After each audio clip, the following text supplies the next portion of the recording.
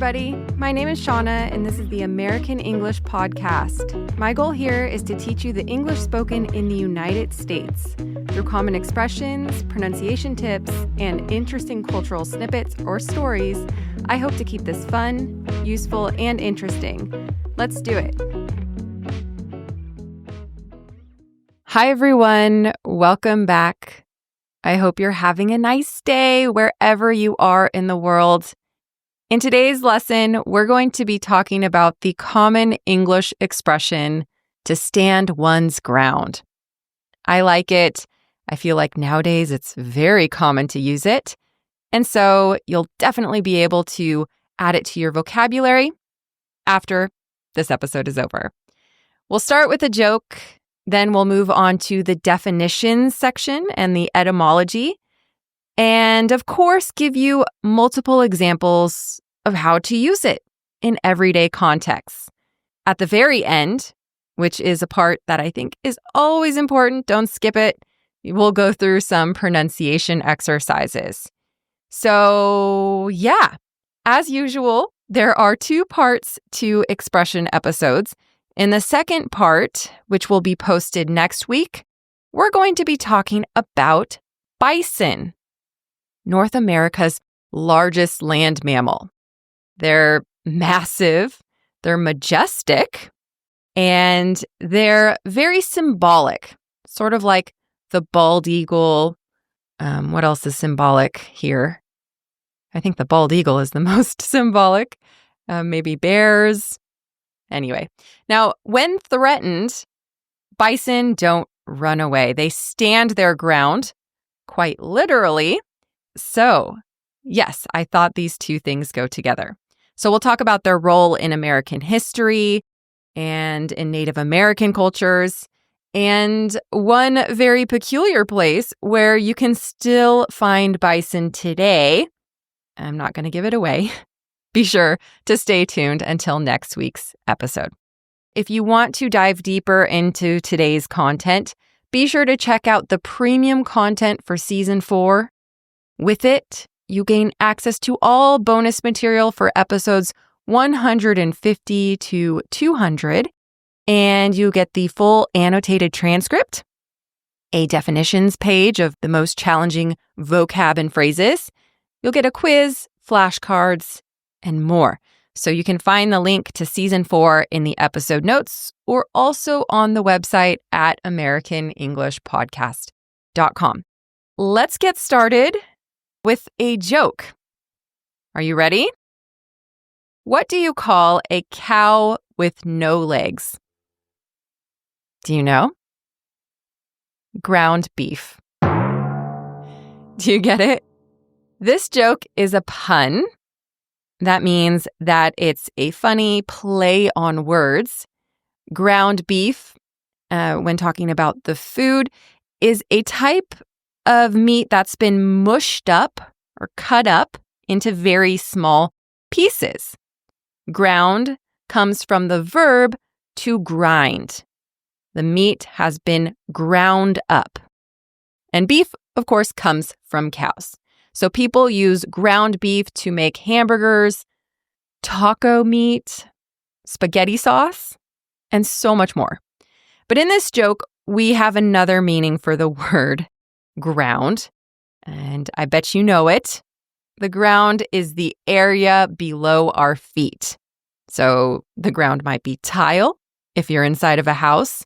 Maybe you have wooden floors. The ground beneath your feet is then wooden. Maybe the ground outside you're standing on, and so it's dirt or grass, right? So if a cow has no legs, it can't stand up. That means the cow would be lying on the ground, and that's where the joke comes in. What do you call a cow with no legs? Ground beef. Poor cow. I recently heard that joke in Season 3 of Love on the Spectrum. Great show. It was a joke made by one of the participants, Tanner. So big shout out to Tanner for that one. The expression of the day, as I mentioned before, is to stand one's ground. Let's go through the individual words first.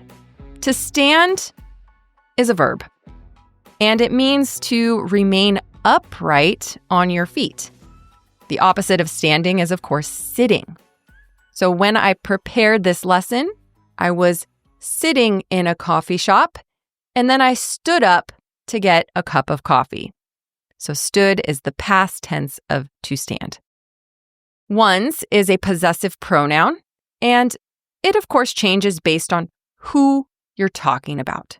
So I stand my ground, you stand your ground, she stands her ground. And ground, I've already gone through. It's what's under your feet when you're standing. But figuratively, it refers to your position, your opinion, or your beliefs.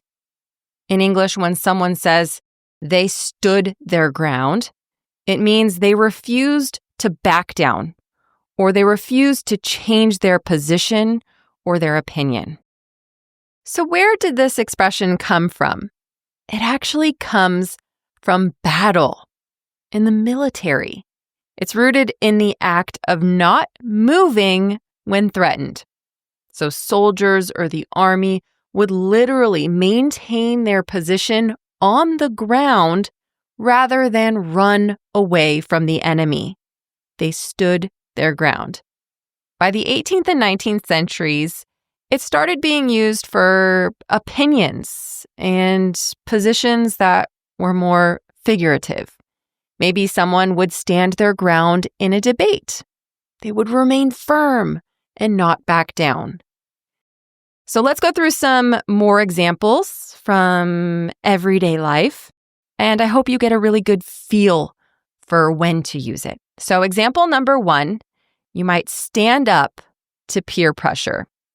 And to stand up to means to confront it or to go against it. And peer pressure is pressure from your peers, from people that are around you, maybe your friends or your family members. And so, yes, let's go through example number 1. Let's say it's Thursday night and you're out late with a group of friends, right? Your peers. You're young and carefree, but you also have a job and you need to wake up early the following morning. When everyone decides to continue the night's activities at the bowling alley, you think, I can't stay out too late. And you say, hey guys, I think I'm going to head home. I've got an early morning. At that point, and we've probably all experienced this, they'll say, oh, come on, don't be lame. Have a little fun. Stay a while. At this point, you can give in to peer pressure, or you can stand your ground. You can decide to stick to your position, to follow along with your own plans, and stand your ground. That might sound like this. No, I'm really tired. I've got things to do tomorrow, but let's hang out this weekend.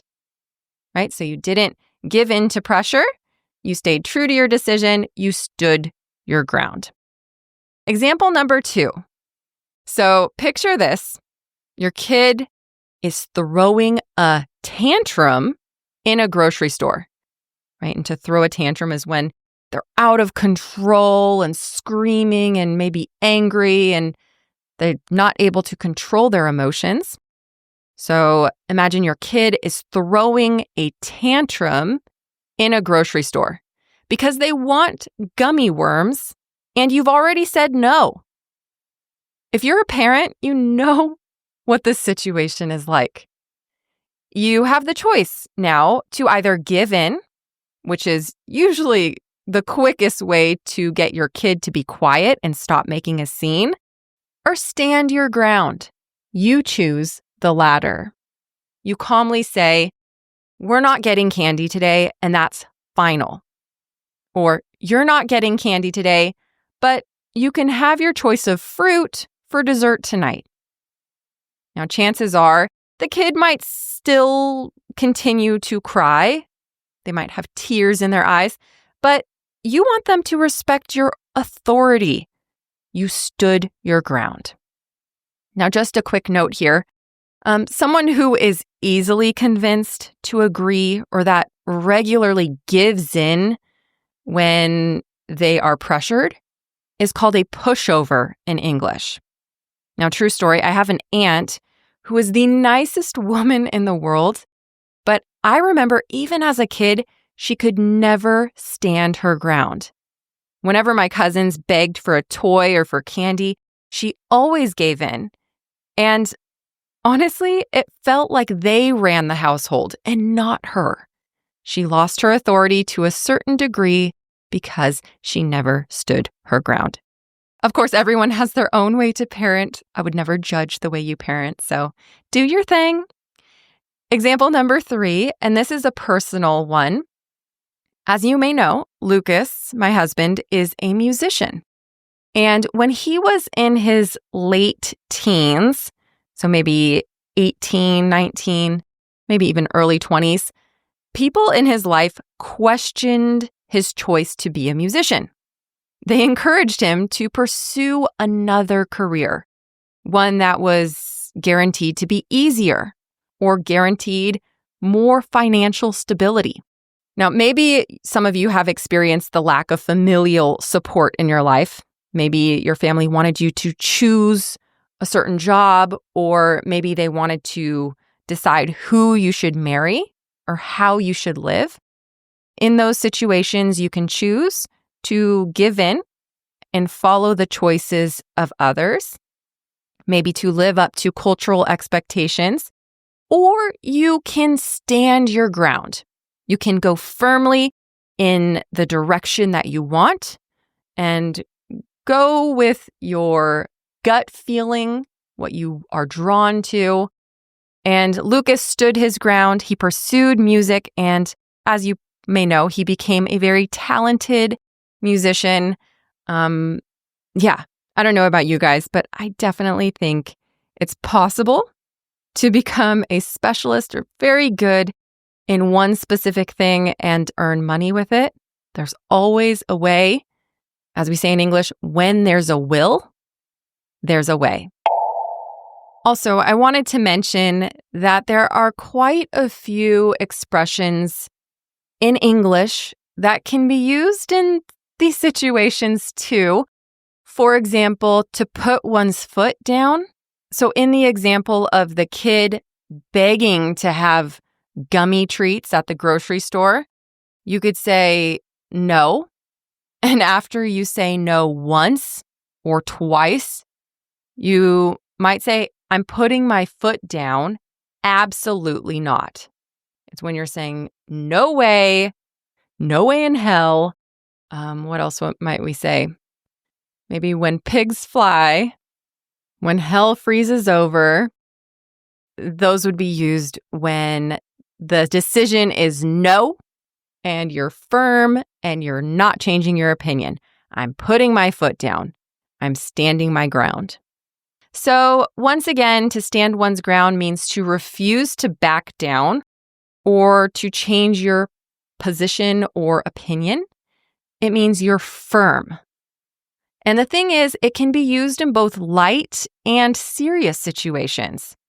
Most of the ones we focused on today were pretty light, everyday uses. You might hear it in a courtroom. It's a defendant's job to stand his ground. Same with politicians. They're often convinced that their choice is the right one. Maybe a president will stand her ground, even when people strongly disagree with her choice of action, or his. Now let's work through the pronunciation exercise for the day. We'll use the statement, education is a top priority. If someone disagrees, I'll stand my ground. Repeat after me. Education is a top priority.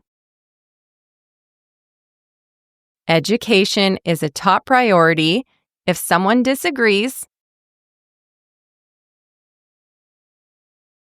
education is a top priority. If someone disagrees, I'll stand my ground.